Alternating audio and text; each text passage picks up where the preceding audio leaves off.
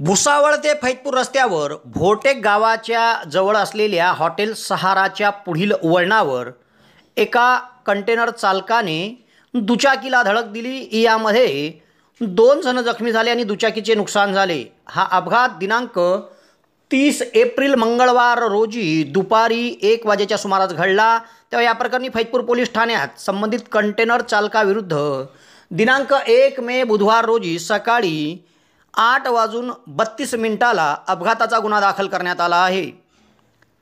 भुसावळ ते फैजपूर रोडावर भोटेक गाव आहे। या भोटेक गावाजवळ हॉटेल सहाराच्या पुढे एक वळण आहे। या वळणावरून दुचाकी क्रमांक MH48 CZ 1150 घेऊन निलेश गंगाराम राखुंडे वय 19 राहणार सिद्धेश्वर नगर वरणगाव, तसेच राकेश जहारिया बारेला वय 28 वर्ष राहणार नेपानगर जिल्हा बऱ्हाणपूर हे दोघे जात होते।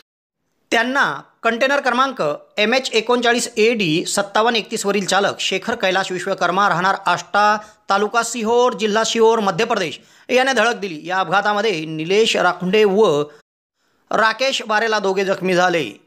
तेव्हा या प्रकरणी फैजपूर पोलीस ठाण्यात सागर सुरेश पवार यांनी दिलेल्या फिर्यादीवरून कंटेनर चालक शेखर विश्वकर्मा याच्या विरुद्ध अपघाताचा गुन्हा दाखल करण्यात आला आहे।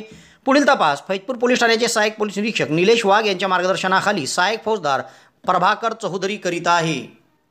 1935 पासूनची सुवर्णमयी वाटचाल, प्रदीर्घ अनुभवातून घडत गेलेली चौथी पिढी आता यावलकरांच्या सेवेसाठी एका भव्य नव्या दालनातून समोर येत आहे। यावल शहरात सोने चांदी हिरे मोतीचे भव्य असे दालन मे Dagdu Keshavseth Sonar gems and jewellers शहरातील गवत बाजारात याचे भव्य आणि थाटात शुभारंभ होत आहे।